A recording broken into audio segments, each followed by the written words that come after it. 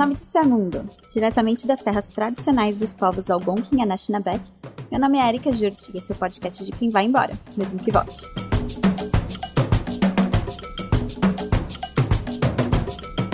Olá, ouvintes! Agosto é um mês comprido, mas finalmente está chegando ao fim e dessa vez ele trouxe 2 episódios do Ontem no feed, então acho que valeu a pena esperar, hein?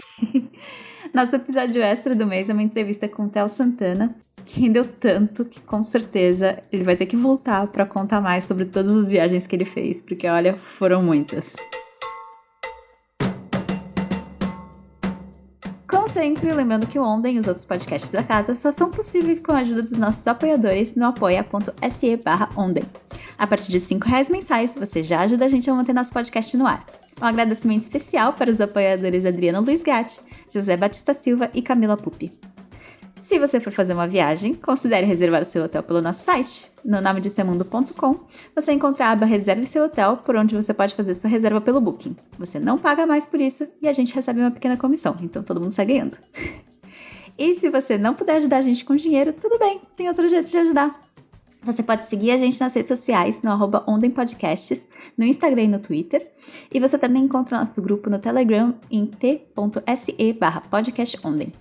Siga a gente ou entre no grupo para ajudar com as pautas das próximas entrevistas. E mais um pedido dessa vez. Uma boa parte dos contatos que eu tinha na lista de possíveis entrevistados eram de perfis no Facebook. E como vocês devem imaginar, pouca gente usa o Facebook ainda. Então, se você tem alguma sugestão de entrevista ou mandou uma no passado, entre em contato comigo em alguma das nossas redes. Pode ser pelo Telegram, ou pelo Twitter, ou pelo Instagram, não importa. Só que, infelizmente, eu estou sem acesso ao e-mail do Onden no momento. Então, se você mandou por e-mail, vai demorar um pouquinho para eu ver. Mas eu espero que eu consiga logo acessar o e-mail novamente. E assim que eu conseguir, eu faço mais um avisinho desses nas introduções do episódio.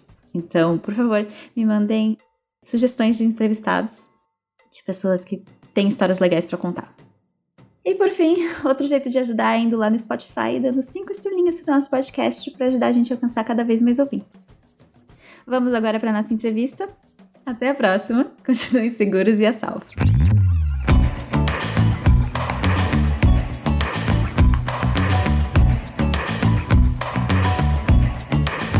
Meu nome é Theo, sou de Santa Catarina, Brasil, e atualmente estou em Xangai, na China, e morando entre Europa e Xangai.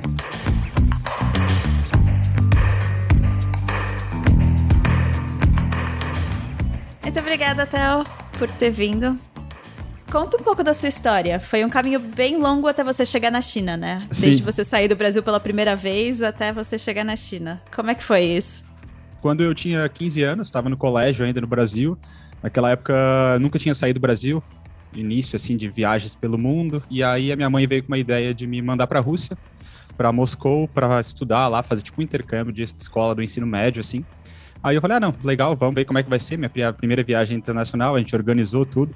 Porque na cidade ali onde eu morava na época, Joinville, tinha um Instituto Bolshoi, que era de balé e tal. Não sou dançarino, não faço balé, mas minha mãe acabou trabalhando no estado e tive a oportunidade de estar indo junto com o pessoal para Moscou, né? É claro que todo mundo, os custos foram pagos pelas pessoas mesmo, então eu tive a oportunidade e a gente acabou indo para Moscou. Eu fiquei morando lá um mês e pouquinho, alguns dias. E isso para mim foi uma viagem muito importante, porque a partir dali eu comecei a entender realmente como é que era o mundo, como é que era fora do Brasil, e aí também toda a conexão que a gente fez para chegar até Moscou, passando pela Alemanha, isso foi linkando os pontos. Falei, pô, o mundo é muito mais do que a gente tem aqui no Brasil, tem uma terra a ser explorada, e eu fiquei super empolgado com aquilo. Falei, pô, então não podia sair naquela época, tinha que terminar o ensino médio. Eu falei, não, então vou terminar aqui, continuar a minha vida de jovem até eu chegar no terminar o terceirão aqui, entrar na faculdade, e depois, quando tiver uma oportunidade, começar a explorar o mundo, né? Aí essa foi meio que a primeira viagem que eu fiz, assim, para fora do Brasil. Daí terminei o terceirão ali, como todo mundo faz, e aí que entrei na faculdade. Aí fiz a faculdade. Nessa época de faculdade, quando você estuda no Brasil, você tem essa opção de fazer work experience, que você vai para algum país do mundo e você fica 3, 4 meses, né? Uhum. Nessa época eu fui para os Estados Unidos, então eu fui 2 anos fazer work experience nos Estados Unidos, na região da Flórida, em Fort Lauderdale, e também em Palm Beach, nessa região ali. E aí fui uma vez em 2007, depois fui uma outra vez em 2008, junto com a faculdade, assim, né?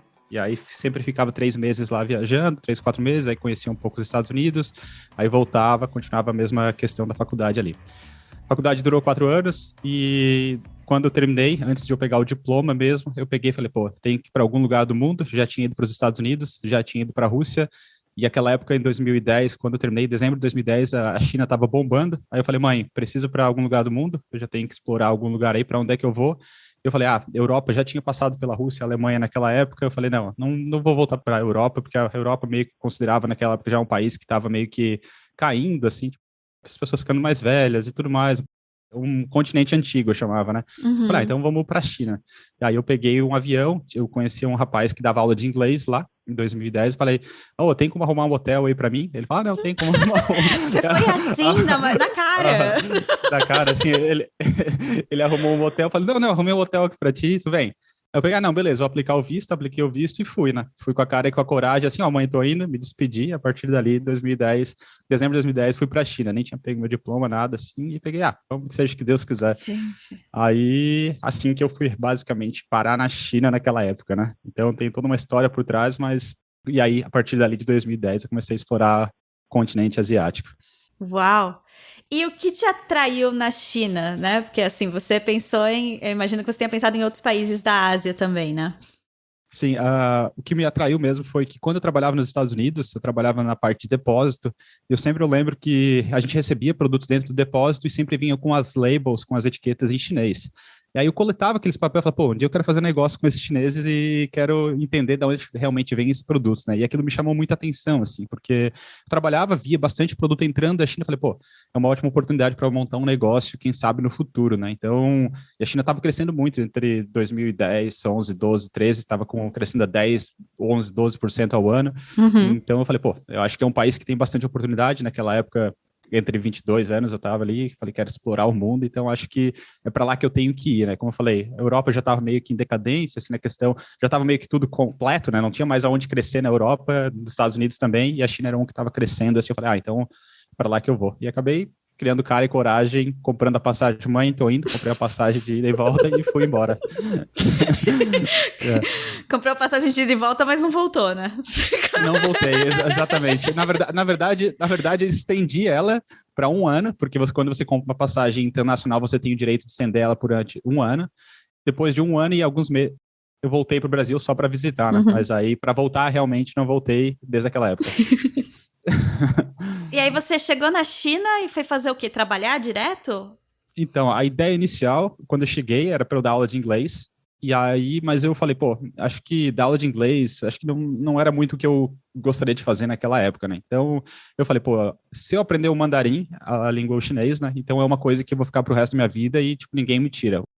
Dar aula de inglês, naquela época eu pensava, pô, eu só vou fazer um pé de meia, fazer um dinheiro para pagar algumas contas, mas realmente não é o que me atrai, assim, naquela época. Então, eu falei, pô, vou para uma universidade. Eu cheguei no primeiro mês, primeiras semanas, meses, assim, perdido, não sabia para onde ir, por o que fazer. Aí eu falei, pô, e agora? Meu amigo simplesmente me botou no hotel e nunca mais falei, nunca mais falei com ele, né? Aí eu tava ali meio que perdido, tinha tipo umas lan houses, assim, pô, vou ter que procurar uma universidade. Aí eu procurei uma universidade que se chamava Universidade de Henan, que é a Universidade de Agricultura de Henan, e aqui é a província onde eu estava. E aí eu peguei, me inscrevi na universidade, comecei a fazer um curso de mandarim. Então, a partir dali, comecei a estudar mandarim. Estudei aí durante quase 1 ano e meio na cidade de Henan. Henan, para quem não sabe, é uma cidade, é uma província, e a cidade é Zhengzhou, que é a capital. É no interior do interior da China. Todos os trens que passam pela parte central da China passam pela cidade de Zhengzhou, que é na província de Henan. Então, foi ali onde que eu parei, assim, é um lugar ótimo para aprender mandarim, né? E aí, é isso. Que engraçado. Então, você não foi nem para Xangai, assim, de cara, né? Você foi Não. E naquela época eu sempre falava, pô, normalmente quando os estudantes vão para a China, eles vão para Xangai, ou eles vão para Pequim, ou eles vão para essas grandes cidades, que é mais fácil, né? Porque quando você chega em Xangai, você consegue se comunicar em inglês. Tem bastante estrangeiro, a vida é mais fácil, assim, né, para estrangeiro. Mas quando você vai para o interior da China mesmo, aí que realmente as coisas ficam bem complicadas, assim, porque é que nem você chegar no interior do Brasil e tentar falar inglês. A chance de alguém responder vai ser mínima, né? A mesma coisa acontece na China. E para mim foi bom porque eu me esforçava a aprender a língua, né? Então, eu saía na rua para comer alguma coisa, eu tinha que falar em chinês. Não adiantava falar inglês que ninguém ia me entender. Então, isso me ajudou bastante no início para pegar fluência na língua. Uhum. E como foi aprender a língua? Demorou muito? O mandarim é uma língua difícil, tem que repetir bastante. Eu acho que a sacada do mandarim é a repetição.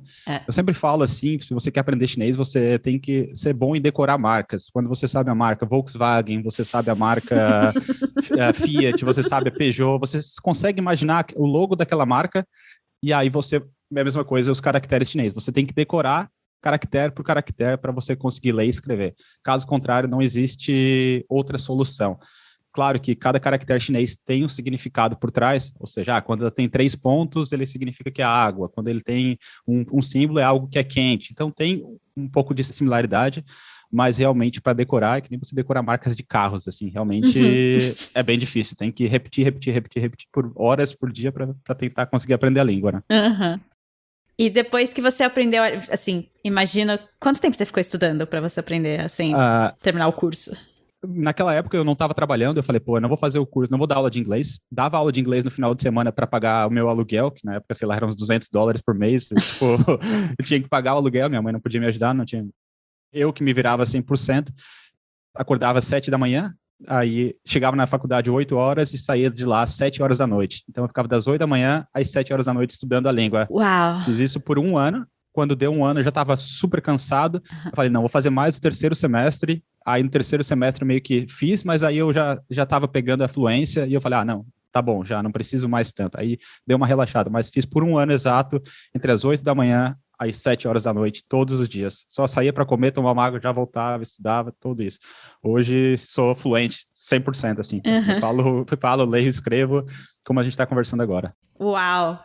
Realmente é o melhor jeito de conseguir fluência, justamente você ficar imerso 100% o tempo todo, né? Não tem como. Não adianta, você quer aprender uma língua, você tem que se dedicar, você tem que focar. Qualquer língua, independente se for o alemão, se for o chinês. E eu via bastante estrangeiros chegando na China e falava, pô, eu tô aqui 3 anos, eu não aprendo chinês, estou 4 anos, não aprendo chinês, mas porque o foco da pessoa era outro. Poderia ser o foco do trabalho, não era o foco o mandarim. Se for o foco o mandarim, realmente tem como aprender numa média de 1 ano, 1 ano e meio, se você for esforçado. Se for para estudar só 2 horas por dia e falar que não aprendeu, aí não adianta, né? Tem que realmente se esforçar e se dedicar bastante. E eu sei que a sua esposa é chinesa, né? Você fala em mandarim com ela? Em casa? Sim, hoje ela está fazendo mestrado em economia, em inglês, então ela é fluente em inglês, tipo, ela fala um pouco de português também, mas eu sempre converso com ela em inglês quando a gente quer falar algo muito importante, técnico, e eu quero que ela preste bastante atenção no que a gente está passando informação, aí eu falo inglês, mas em geral 80% a gente fala chinês, assim, em casa, assim, ou quando a gente está na rua, a gente não quer que outras pessoas escutem, a gente acaba trocando 100% pro chinês. Tipo, eu tô no shopping, daí eu vejo, daí quando a gente começa a falar chinês, assim, mas eu só falo inglês com ela quando é algo importante, assim, algo que, sei lá, negócios, algo que realmente a gente tem que prestar atenção, eu falo inglês rápido, mas em geral a gente fala chinês. Muito bom. Sim. É bem comum, assim, o que eu gosto de fazer com ela é que ela fica doida, é que ela é chinesa, né? Então, daí, se a gente tá na Alemanha, por exemplo, eu vejo um chinês, eu começo a falar com ela em chinês, assim, daí, mesmo que é uma pessoa que não é amigo dela, e ela fica morrendo de vergonha, assim, porque... Aí eu falo chinês bem alto, assim, só pra, tipo, meio que o outro chinês vê que ela é chinesa, assim, daí ela fica louca, né? Mas a gente fala bastante chinês. Muito bom.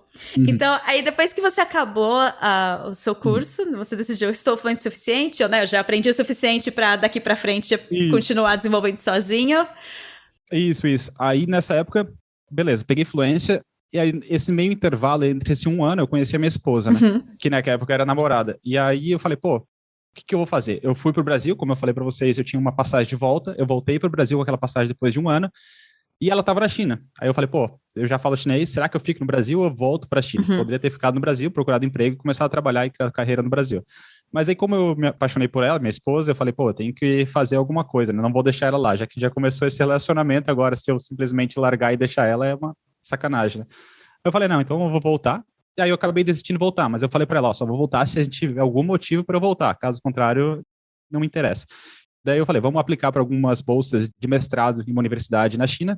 Se eu passar, eu volto. ou senão a gente tenta te trazer para cá. E daí apliquei, ela me ajudou e tal, eu me inscrevi num programa do governo chinês que dão bolsas para estrangeiros na Universidade de Tecnologia de Pequim. E aí, quando eu estava no Brasil, naquele um ano que eu voltei, eu recebi a mensagem que eu tinha sido aprovado. Aí eu falei, pô, foi aprovado para o mestrado em Pequim, que eu não preciso pagar nada, então, vamos para a universidade, vamos estudar de novo e pegar um conhecimento, né? E aí eu falei para ela, ó, eu tô voltando, mas agora eu vou voltar e a gente vai ter que se mudar para Pequim, e não ficar nessa cidade que a gente estava, né? Que eu conheci ela. A gente aceitou, voltei, eu fiquei uns 2, 3 meses naquela cidade, logo já fui para Pequim, comecei a fazer o meu mestrado no Instituto de Tecnologia de Pequim. E aí, logo depois de 6 meses, eu falei, ó, Chabot, tem que ir para Pequim, mas também tem que estudar, né? Então, vamos tentar aplicar um mestrado para ti. Ela aplicou o mestrado e ela também foi para Pequim e começou a fazer um mestrado lá. Então, eu comecei 6 meses antes e ela começou 6 meses depois. E a partir daí, comecei a fazer um mestrado em Pequim. E qual é a diferença, você deve ter sentido desde na cara, assim, de você ter passado por uma cidade do interior da China para Pequim?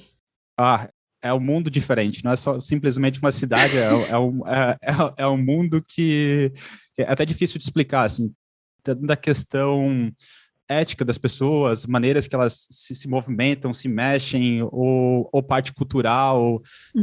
Cara, é um mundo completamente diferente, assim, porque Pequim é uma cidade internacional, então as pessoas elas já estão acostumadas com estrangeiro, elas sabem o que é o McDonald's, elas sabem o que é uma marca boa, elas sabem o que é uma BMW, uma Mercedes, eles entendem bastante dessa questão internacional, a gente diz, né?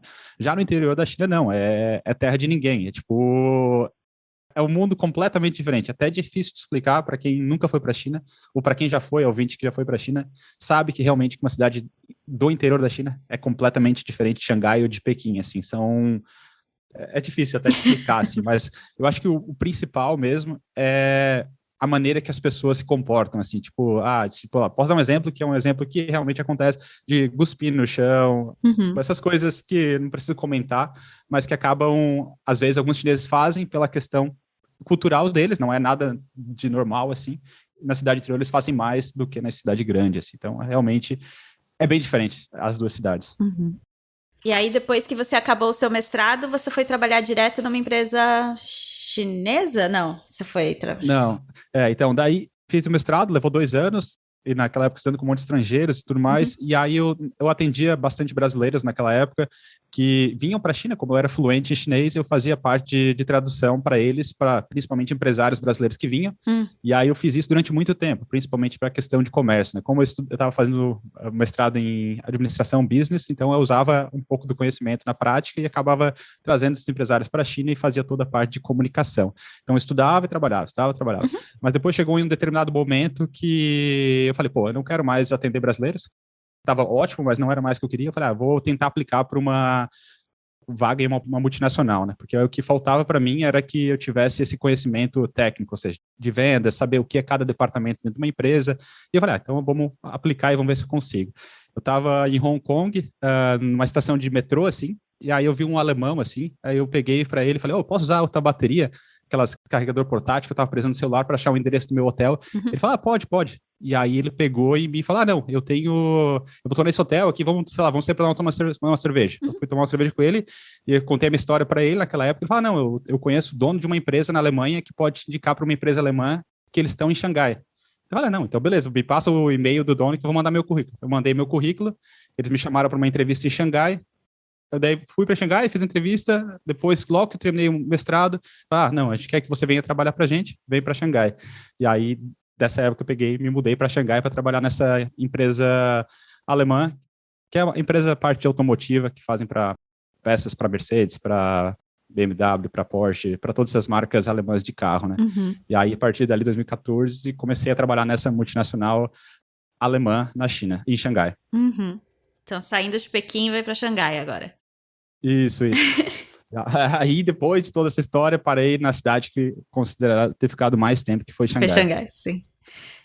É engraçado que você morou em mais cidades na China do que você morou no Brasil, né? Verdade. Verdade, isso aí, sem dúvida. Acho que morei muito mais cidades na China do que no Brasil. Mas, resumindo, a primeira cidade, Zhengzhou, segunda cidade, Pequim, e a terceira, que a última que eu parei, foi Xangai.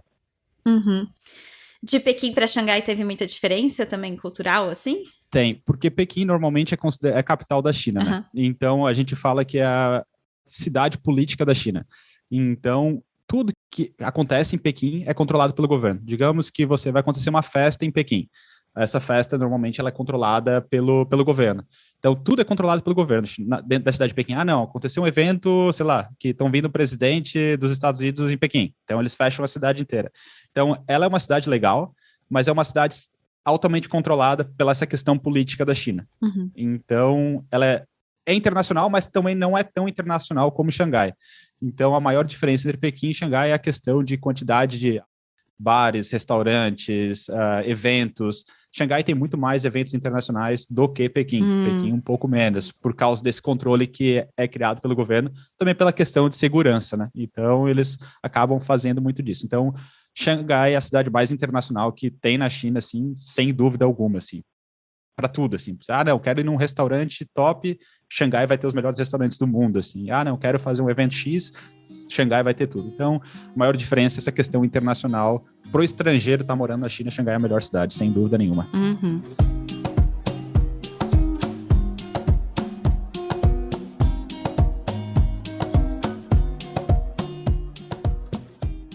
Agora, nesse momento, você tá na Alemanha, né?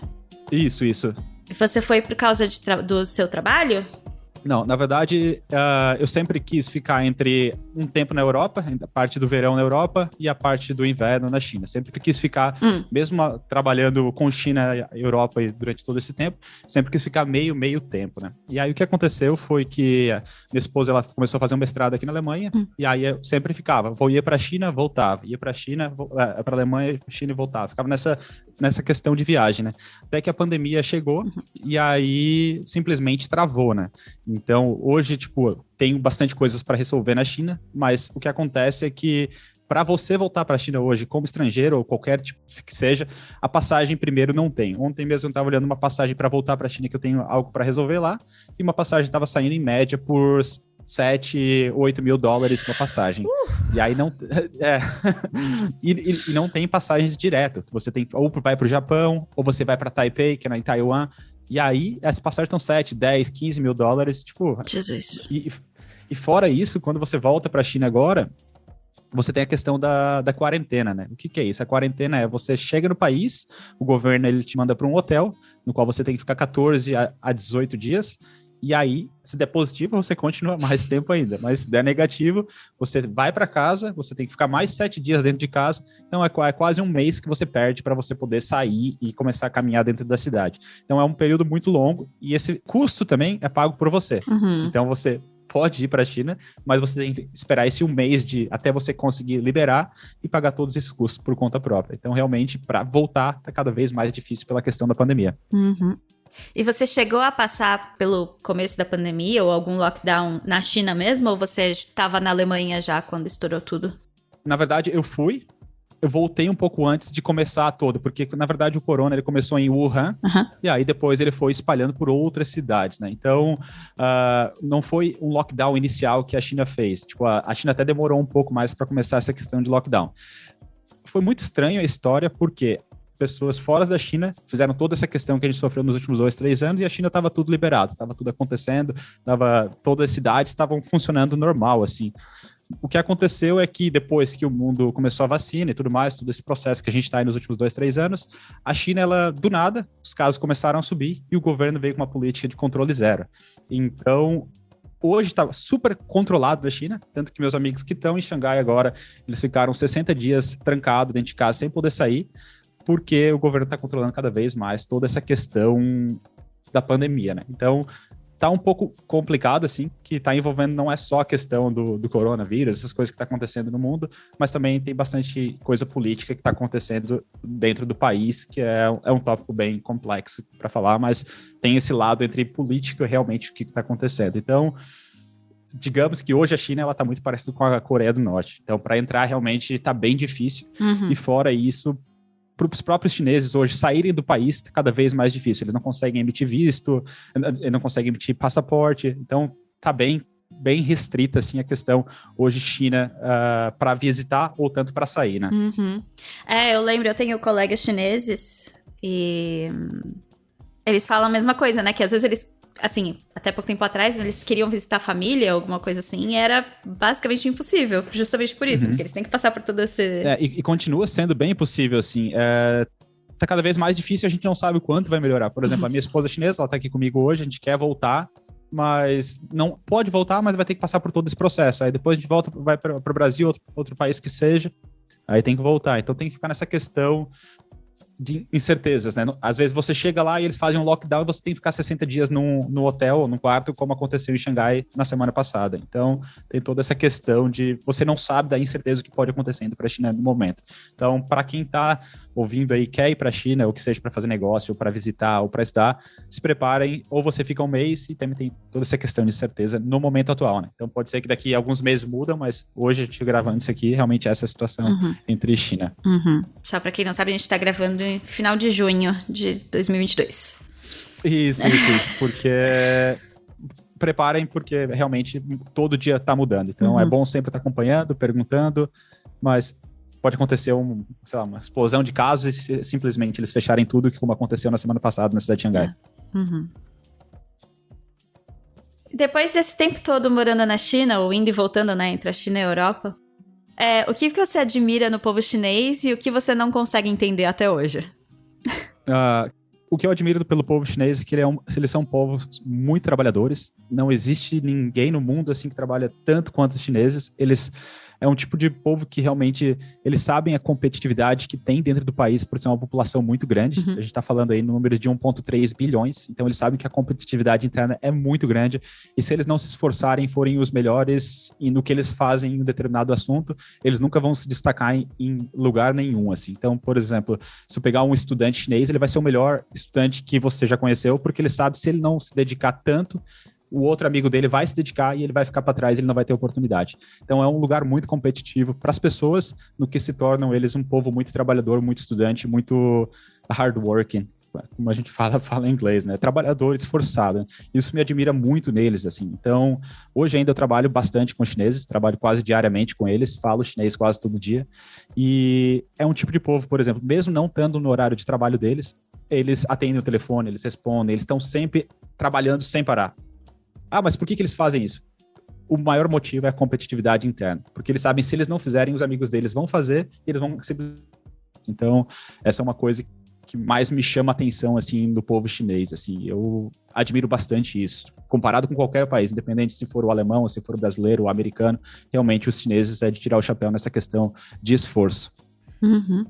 E tem alguma coisa que, mesmo depois de tanto tempo, você ainda não entende deles? Você falou, tipo... Por quê? Tem bastante coisa, assim. Eu posso dizer uma questão que eu não entendo muito, assim, que eu não consigo aceitar.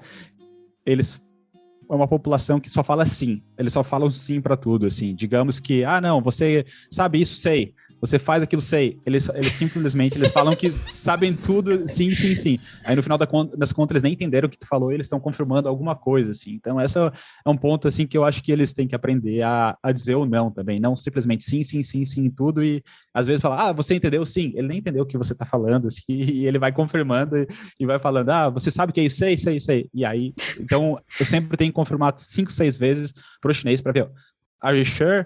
You got it? Are you sure you really understand what I'm saying? Porque, caso contrário, eles só vão confirmar que sim, então...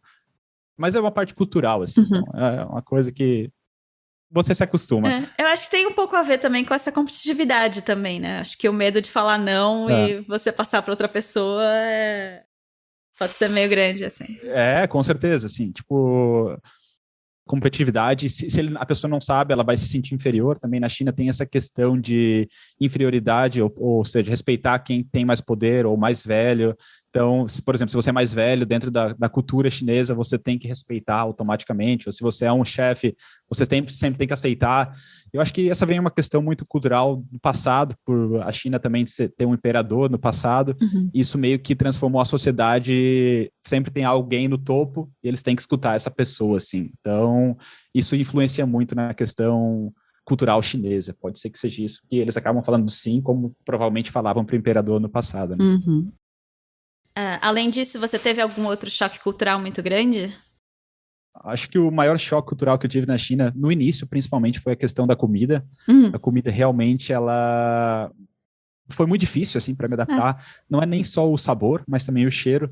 Se você entrar num restaurante na China, independente do país que você for, você vai ver que tem um cheiro especial, assim, e realmente foi muito difícil eu me adaptar. Hoje você come comida chinesa? Sim, gosto, vou em restaurantes chineses, admiro, acho bom, mas o que acontece se você está no país, se você só tem aquele tipo de comida durante todos os dias, você acaba meio que um pouco difícil, assim, principalmente para mim, assim, sendo brasileiro, Santa Catarina ali, acostumado com arroz, feijão, carne, salada, comida que a gente tem hoje no Brasil, farofa. Sinto saudade da comida do Brasil? Pouco, mas na China realmente o que maior dificuldade para mim foi essa questão do cheiro da comida e me acostumar com a gastronomia deles, assim. E aí, principalmente, como eu falei no início, cidade de Zhengzhou, no interior da China, lá você realmente sofria bastante porque não tinha restaurantes estrangeiros. Aí você foi para Pequim, não, já tem mais hamburguerias, tem mais pizzarias. Aí você vai para Xangai, você tem gastronomia de todos os países do mundo, né? Então, a comida realmente foi algo que foi bem difícil para mim me adaptar. Mas é realmente, né? Porque a primeira cidade que você foi, Xinzhou, é uma cidade menor, tem menos estrangeiros. E eu imagino que a China, assim como o Brasil, né, qualquer país grande, tenha muita gastronomia local, né? Então, tem uma variação muito grande entre um lugar e outro, né? Sim, sim. Cada província da China tem um tipo de culinária específica daquela região, ou seja, comida de Sichuan é uma comida mais apimentada, ou você vai na comida de Pequim, ela é um pouco mais adocicada, você vai na parte de Guangzhou, você tem um outro tipo de comida. Então, cada região da China tem um tipo de comida, mas a maior dificuldade é que eles fazem muita comida frita, ou seja, é tudo frito.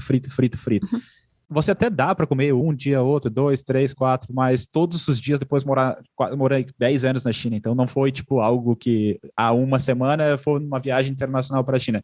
Tranquilo, pode comer 10, 15 dias, você não vai ter dificuldade. Mas depois de um certo tempo, assim, você fala, pô, eu só quero comer um arroz e um feijão e uma batata frita. eu só quero um arrozinho, uma batata frita e um feijãozinho, uma farofa, não preciso mais nada. Mas, claro, você encontra hoje em qualquer lugar do mundo, mas não é simples. Você tem que ir atrás, você tem que buscar. Né? Tem alguma cozinha regional da China que você prefira mais do que as outras? Você gosta mais? Sim, eu gosto bastante da comida de Pequim, principalmente o pato de Pequim é uma comida bem boa, assim, que tem no mundo inteiro, e eu gosto bastante. Tem comidas clássicas, tipo o Kung Pao Jidin, que é o Kung Pao Chicken, também se você for em restaurantes nos Estados Unidos, nesse Kung Fu Panda, nesses restaurantes você vai encontrar. E daí também tem outros, tipo esses Orange Chicken, que eles chamam no mundo aí, também tem na China, que também é uma comida que eu gosto. Normalmente os estrangeiros, eles gostam na China da comida mais simples que tem. Tudo que é simples para os chineses, que custa barato, 5, 10 renminbi, é o que o estrangeiro gosta. Mas quando ele começa a ficar uma gastronomia muito cara, que os chineses gostam também, que sei lá, pé de pato, ou estômago de porco, essas coisas que eles comem mais louco, assim, é mais caro, normalmente eu não gosto. Mas o que é mais simples da China, que são essas comidas com pau de din, essas coisas, é um tipo de coisa que eu comeria quase todos os dias, assim. E como foi para você ser visualmente estrangeiro no interior da China e nas cidades maiores? Sim, é muito legal ser estrangeiro na China porque é especial, ou seja, para tudo, assim, você tá a 100 metros de distância, eles vão observar vocês e falar, tem um estrangeiro ali vindo ali, ó. Se qualquer lugar que você for, você vai ser sempre o estrangeiro, você sempre vai ser o Lauai, que eles chamam, né?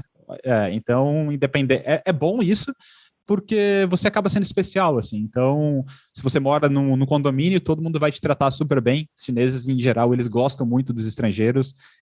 Eles sabem a dificuldade. Por você ser estrangeiro, você tá no país dele, eles sabem que vocês são de fora e você vai passar dificuldade. E eles conseguem ver isso. Então, eles são super receptivos com os estrangeiros. Se você for assim, não, ele é estrangeiro. Não, ele não sabe o que é isso. Então, qualquer coisa que você fizer errado, o chinês nunca vai te julgar. Se você pegar e, sei lá, rotar na mesa ou fizer qualquer coisa que não for realmente de acordo com a cultura chinesa, eles nunca vão te julgar e vão falar, não, o cara ele tá fazendo errado. Eles não vão fazer isso. Eles vão ver que você é estrangeiro e falar, não, certo, no país deles eles fazem isso, então deixa ele fazer. Então isso é uma coisa que eu gostava bastante, assim, e via que realmente eles não julgam por você ser estrangeiro e atitudes que você faça, assim. Eles sabem que você é estrangeiro e independente do que você for fazer, você é estrangeiro, você é lauai. Então, eles vão sempre te tratar super bem, assim. Eu nunca tive nenhuma dificuldade na questão de um chinês me tratar mal, assim. Não, pode ser que eles falem mal por trás algo, mas na questão de tratamento, assim, você sempre vai ser o estrangeiro. E o legal quando você vai no interior da China, por exemplo, cidades mais no interior, assim, eles tiram foto com vocês, eles abraçam, beijam, chamam o filho para te segurar no colo. Eles pegam a criança, jogam no teu colo, tira foto com meu filho aí. Aí os caras se seguram, tira foto, assim, aí, tipo, provavelmente eles imprimem, colocam dentro das casas, assim, porque nunca viram estrangeiro, né? Eles não sabem nem o que é. Quando você vai mais pro interior da China, assim, Sichuan, as montanhas, assim, e aí por dentro da China. Eu já viajei a China inteira, quase todas as grandes cidades, então quanto mais interior, mais você é tipo como se for um ator, assim. Então, celebridade. Celebridade, exatamente.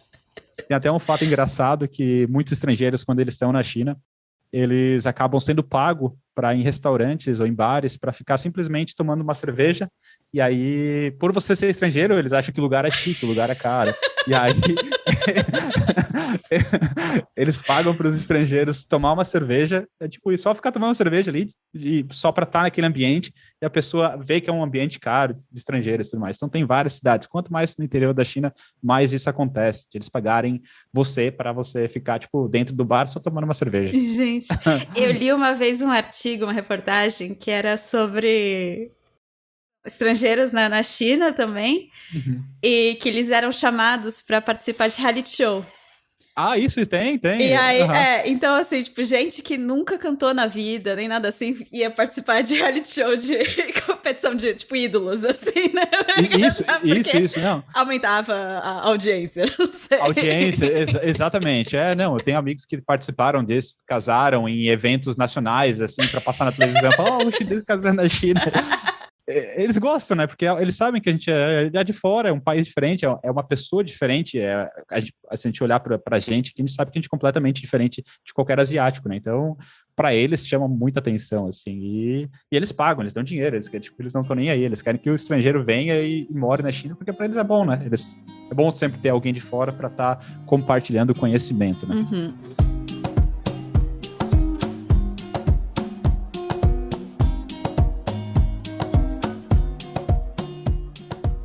Vamos falar um pouco do seu outro trabalho. Você já viajou bastante, vários países diferentes, fotografando. Como é que começou essa história da fotografia com você?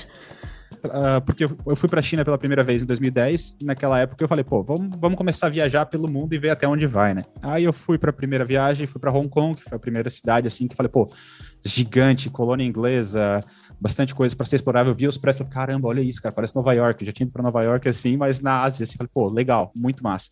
Aí tinha alguns fotógrafos do Brasil que eu já gostava, assim, acompanhava, tipo Sebastião Salgado, que é uma referência no Brasil e no mundo, assim. Eu falei, pô, legal, vamos comprar uma câmera e vamos começar a fotografar esses prédios, assim. Aí eu comprei uma câmera e comecei a fotografar os prédios, assim, tipo, achava muito massa, assim.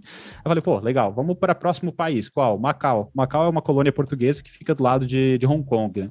E aí fui para Macau, falei, putz, uma colônia, parecia que eu tava em Portugal. Nunca tinha ido para Portugal naquela época, parecia que eu tava no Brasil, assim, porque eu lembro que as calçadas, elas eram tipo de tijolo preto e branco, tipo aquelas calçadinhas que tem no Brasil, assim, em São Paulo, tipo aquele símbolo de São Paulo. Aí tinha lá, falei, pô, parece Brasil isso aqui. Aí eu comecei a viajar, assim, falei, pô, não, beleza, já fui. Aí eu comecei a contar, já fui pra Rússia, já fui para os Estados Unidos, já fui pra China, Macau, Hong Kong, pô, já fui para 5 países. Então por que não começar a viajar e conhecer o mundo, né? E aí, a partir daí, me chamou a atenção, assim, eu falei, vamos começar a fotografar a viagem e vamos ver até onde vai. E aí, do nada, assim, eu coloquei na minha cabeça que quando eu fizesse 30 anos, eu queria conhecer no mínimo 100 países. E eu falei, então vamos começar a viajar e vamos ver se um dia eu consigo alcançar esse objetivo, esse sonho que eu coloquei na minha cabeça, né?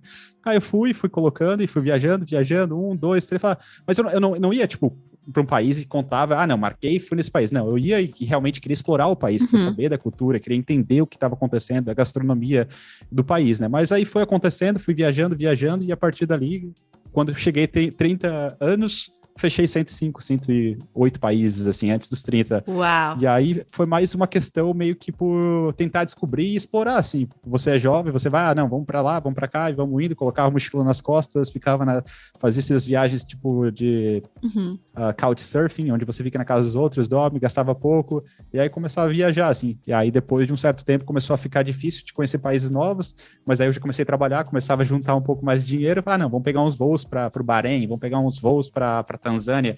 Normalmente, quando você começa a viajar no mundo, os países mais baratos para viajar normalmente são na Ásia, que é o quê? Que é o Camboja, que é Vietnã, que é Tailândia, que é Laos, que é Malásia, Singapura, Indonésia. Então, esses países normalmente quando você tem aí entre os 20 e 30 anos, você quer conhecer e fazer essa viagem asiática ali, né? Mas depois de um tempo, você fala, agora vamos começar a explorar a África. A África, você acha que é um país barato, mas é um país caro. Por exemplo, não, eu quero fazer um safari na África, eu quero pegar uma viagem, comprar uma passagem até na Tanzânia. Não existe muitas rotas assim, né? Aí depois de um tempo que eu conheci todos os países na Ásia, eu falei, vamos começar a explorar um pouco a África. Aí foi viajando.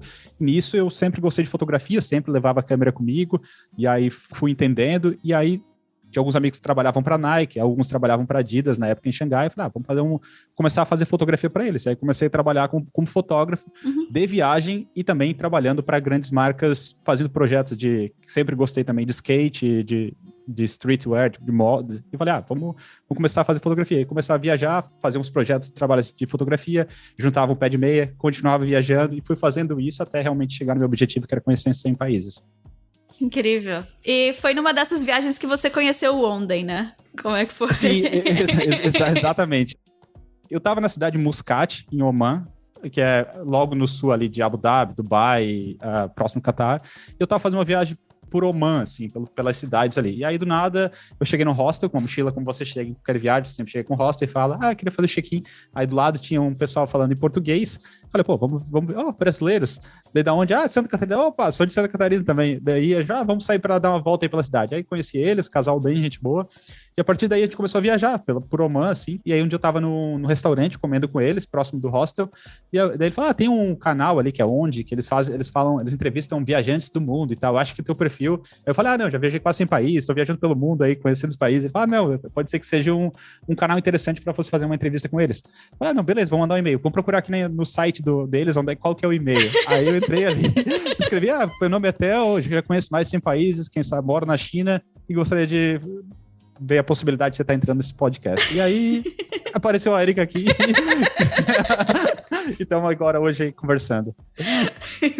Mas basicamente foi isso, assim. Depois, claro, escutei um pouco, vi que era bem interessante o conteúdo e tal, mas foi a primeira vez que eu entrei em contato com vocês, assim. Legal.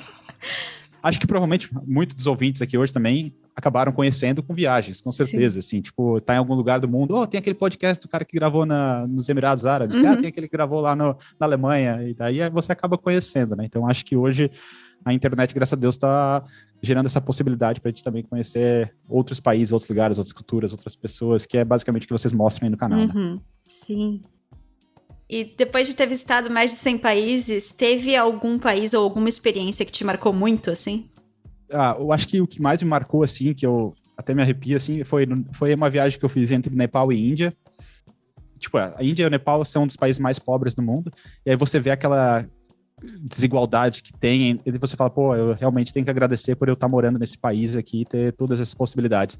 E ali chamou muita atenção, porque eu via que eles, além de ser um país muito simples, muito pobre, com muitas dificuldades, eles queimavam as pessoas, assim, tipo, como no chão, assim, jogavam, tipo, principalmente em Varanasi, eles queimavam as pessoas e jogavam as cinzas no rio, assim, como se tivesse pessoas boiando, assim, né? Eu falei, cara, basicamente isso aí vai ser, querendo ou não, um dia vai ser eu que vou estar numa situação dessa, tipo, a gente tá aqui o quê? Para viver o momento e realmente conhecer as culturas, explorar, porque querendo ou não, depois daqui 50, 60 anos, é eu que vou estar numa situação parecida com aquela pessoa ali, né? Então, isso me chamou muita atenção, assim, quando eu vi que eles não tratavam, tipo, a questão, tipo, não, vamos fazer um velório, como uma coisa normal, né? Lá, simplesmente, eles pegavam, botavam fogo e jogavam a pessoa meio que fora, assim, isso me chamou muita atenção, assim, e é uma das coisas que mais me marcou nas viagens, assim, que eu sempre lembro, assim, graças a Deus, continuo viajando, conheci todos esses lugares, vi tantas culturas, porque um dia ou não, eu vou ser uma pessoa dessa que está numa situação ali. Claro que não, espero que não numa situação como aquela, mas realmente a gente tem um a fim vida desse acaba, mundo, né? sim. Exatamente, um dia ou outro a gente vai embora. E é isso. Sim, uau. Estamos chegando no fim já. Você tem alguma recomendação de série, filme, livro, alguma coisa assim para os nossos ouvintes?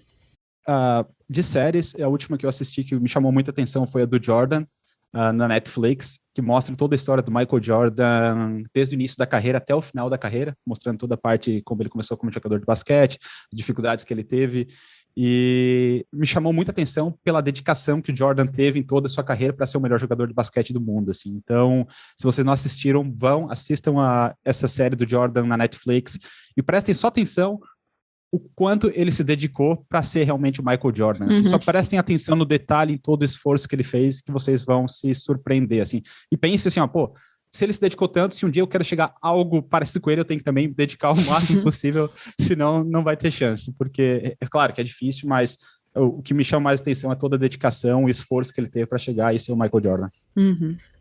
Legal. Essa é uma série que eu recomendo, assim. Eu vou recomendar também, tem uma série animada chinesa que chama Link Click. Link Click, deixa eu anotar aqui. E é uma série de... É meio que fantasia, viagem no tempo, mas tem uns mistérios, e é bem, bem interessante. Então, basicamente, são duas pessoas que conseguem entrar numa fotografia no corpo da pessoa que tirou a foto por 12 horas, eu acho. E aí eles têm que resolver mistérios, assim, voltando pro passado para quando a fotografia foi tirada. É bem interessante, Cara, bem legal. Massa.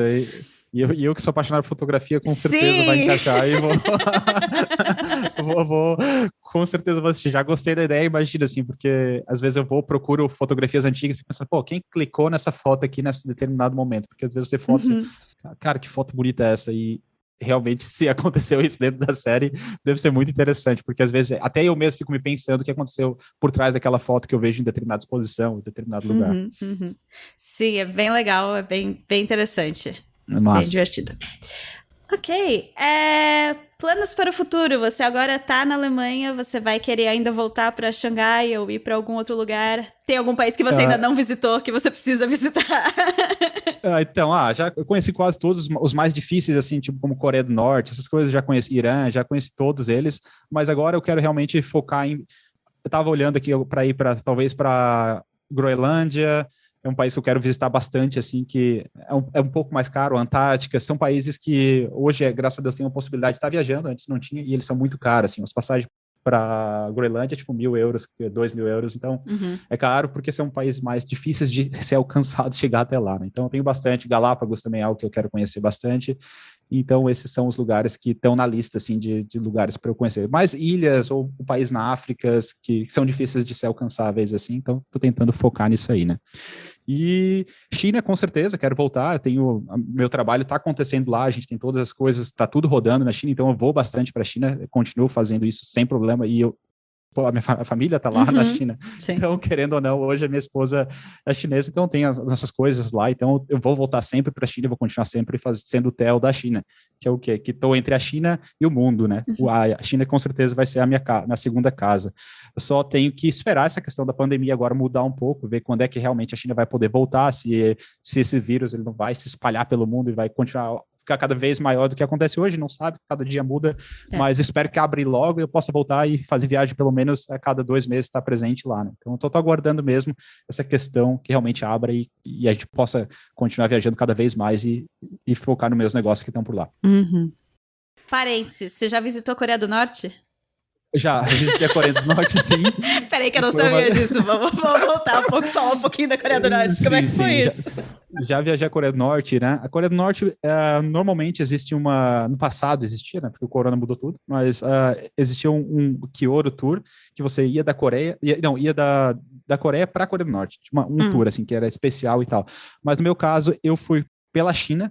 Então, a Coreia do Norte ela faz fronteira com a China e faz a fronteira com a Coreia do Sul. Eu conheci um grupo de empresários chineses que estavam indo para a Coreia do Norte para fazer negócio. Eu falei, opa, tem como ir junto? E aí, eu fui até a fronteira entre China e Coreia do Norte de trem. E aí eu cheguei lá, me encontrei com ele, falei, aqui é o hotel e tal, e eu falava chinês, eu falei, eu quero participar com vocês. Ele falou, não, pode vir junto. Eu me juntei com eles, peguei um trem, e aí a gente atravessou a fronteira da China para a Coreia do Norte de trem. Então, como eu falava chinês, eu tive a possibilidade de estar indo com eles, com esse grupo de chineses. Eu era o único estrangeiro, mas estava junto com eles. Então, a gente pegou um trem de Dongdan, que é a cidade, e foi até a capital de Pyongyang de trem. Aí cheguei em Pyongyang. Normalmente quando você chega na Coreia do Norte é tudo controlado pelo governo, você não pode fazer nada. E como eu era estrangeiro, eles prepararam 2 tradutores, um tradutor para os chineses e um tradutor para mim, mesmo eu falando chinês. Então eles colocaram um tradutor especial para mim. Então esse cara, basicamente, ele ficava 24 horas comigo, me acompanhando e tudo que o lugar que eu ia. E aí a gente visitou toda a Coreia do Norte, desde a fronteira entre a Coreia do Sul e do Norte, onde foi o Trump, foi com o presidente da Coreia do Norte fazer aquela visita que tem uma foto histórica, que é na Delimiter Zone, que eles chamam. E aí eu fui na Coreia do Sul também fui na Coreia do Norte nessa zona, né? Foi pelos 2 lados. E também a gente visitou todo o país com esse grupo de chineses, de empresários que foram fazer negócio lá. Mas foi uma viagem incrível, assim. Imagino. E o tradutor falava com você em inglês, você imagina? Falava inglês comigo e com eles falavam em chinês. Então tinha 2, assim, tinha 2 que acompanhavam a gente no ônibus. E Coreia do Norte, você não pode simplesmente pegar sua moto ou pegar seu carro e sair dirigindo, tem que seguir a regra deles e onde realmente eles falam para ir, assim. Então a gente chega na estação de metrô, a gente olha as pessoas e fala, mas será que isso aqui é uma cena de filme, ou eles são atores aqui que estão atuando, ou realmente o país é assim? Então você nunca sabe, assim, você sempre acha que você tá dentro de um filme, assim, e as coisas estão acontecendo, mas você não sabe a realidade, assim, realmente o que passa por trás do país. Então é um mistério, assim, que nunca ninguém vai saber, só realmente quem mora lá. Porque quem vai realmente para a Coreia do Norte é controlado 100% pelo governo. Qualquer passo que dão, eles estão te observando. Então tem que tomar bastante cuidado, assim. Às vezes eu ia dormir no hotel, e o hotel que a gente fica, normalmente, é numa ilha, assim. Então não tem onde ir. Tu não tem, só sai de lá se sair nadando ou atravessa a ponte, mas na ponte tem segurança, assim. Então não tem como te escapar, assim, não, eu vou dar uma volta na rua ali. Não pode, porque você fica simplesmente dentro de uma ilha. Uau! E a ilha tem uma ponte que liga a cidade, aí você pode sair. Simplesmente não pode fazer nada. Caramba, que coisa. Mas foi legal, foi divertido e recomendo bastante, assim. Até tem um amigo meu de São Paulo que morava na China, eu falei, Zé, vai, ele foi, e foi uma das melhores coisas que ele fez, assim. Para quem tem curiosidade de saber, na Coreia do Norte tem embaixada do Brasil, pelo menos tinha, não sei se fechou. Então, se você for para a Coreia do Norte, você pode mandar um e-mail para a embaixada brasileira e pedir para falar com o embaixador, que ele vai visitar você no hotel. Ah, que legal! O amigo meu, o Zé, fez isso. Eu não, mas você pode mandar um e-mail e falar, por favor, eu sou brasileiro, estou aqui na Coreia do Norte, tem como vir visitar? Normalmente o embaixador vai, porque ele não tem muito o que fazer lá, então ele acaba indo visitar brasileiros no hotel para conversar. O que tá fazendo aqui? Então, é legal, é divertido. Muito bom. Ok. Onde as pessoas te encontram nas redes sociais? Meu Instagram é Theopol, Theopal, Paul. Eu tenho um canal no YouTube também que se chama Destino de Embarque, sou youtube.com/Destino de Embarque, onde eu posto bastante das coisas que eu estou viajando aí pelo mundo. E também, se botar Theo Santana no YouTube, você vai encontrar também bastante vídeo meu da China. E aí também tem um canal que eu falo sobre a China também, que se chama Destino China, que eu falo mais sobre importação e exportação, que é o que eu venho trabalhando nos últimos anos. Então, só para eu anotar direitinho aqui, o YouTube é Destino... China. O site destinochina.com é um site que eu falo bastante sobre a China, principalmente na questão de importação e exportação. Theo Santana no YouTube. No YouTube. Ou Destino de Embarque, daí é mais para vídeos de viagem que eu faço. Sim, e se as pessoas quiserem ver suas fotos das suas viagens, tá mais aonde? No Instagram. No Instagram. Theopol. Ok. E alguma última palavra, alguma coisa que a gente não comentou que você queria falar antes da gente acabar? Não muita coisa, mas para quem ouve aí, vão viajar, vão explorar. Quanto mais novos vocês forem, saem para conhecer o mundo, não fiquem esperando para depois. Não, vou fazer depois, que depois nunca vem. Então vão viajar, vão conhecer o mundo, vão explorar. Tô sem dinheiro. Coloca uma mochila nas costas, entra no site Couchsurfing, vai viajar, vai explorar o mundo. Porque o tempo passa muito rápido. Quando você vê, você já está com 30 anos, você já está com 35, e aí agora já não dá mais momento. Principalmente aproveitar bastante a energia que você tem entre os 20 e 30 e sair para explorar o mundo, porque é ali realmente que você vai cansar, você vai suar, você vai se incomodar, você vai passar dificuldades, e eu acho que o melhor de viajar pelo mundo realmente é passar essas dificuldades, esses perrengues que você passa, porque é isso que marca a história. E conhecer pessoas. Acho que se você chegar num hostel, não fique com vergonha de perguntar, quem é você, de onde você é, converse, vai, troca ideia, porque acho que as pessoas que você conhece nessas viagens, elas ficam para vocês pro resto das vidas. Então, eu tenho bastante amigos, você fala, não, tô na Indonésia, não vou falar com essa pessoa porque eu nunca mais vou ver. E realmente não pense assim, porque um dia você vai estar na Alemanha, um dia você vai estar na Dinamarca, um dia você vai estar na Holanda, você vai encontrar essa pessoa que você conheceu lá na Indonésia, e fala, tô aqui na Holanda, vamos tomar uma cerveja. E você vai ainda e você vai lembrar dos bons momentos que você tiveram junto. Então, converse, vá viajar e não deixe para depois, que quem deixa para depois, às vezes, acaba não fazendo nada. Sim. Muito bom. Muito obrigada pela dica, muito obrigada pelas histórias. Ok, isso. Érica, fico feliz pelo convite aí, foi muito legal conversar com vocês e é isso. Muito obrigado por tudo aí, pela oportunidade. Igualmente, muito obrigada e até a próxima. Quem sabe você não volta para contar mais sobre as suas outras viagens. Quem sabe, vou criar algum projeto novo aí, quem sabe volte para contar para vocês. Então, obrigada, até a próxima. Valeu, Érica, um abração, até mais, tchau, tchau. Tchau.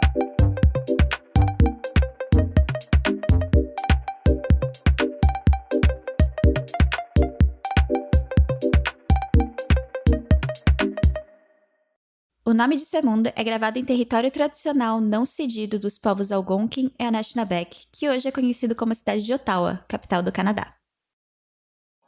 Podcast editado por 20 a 20.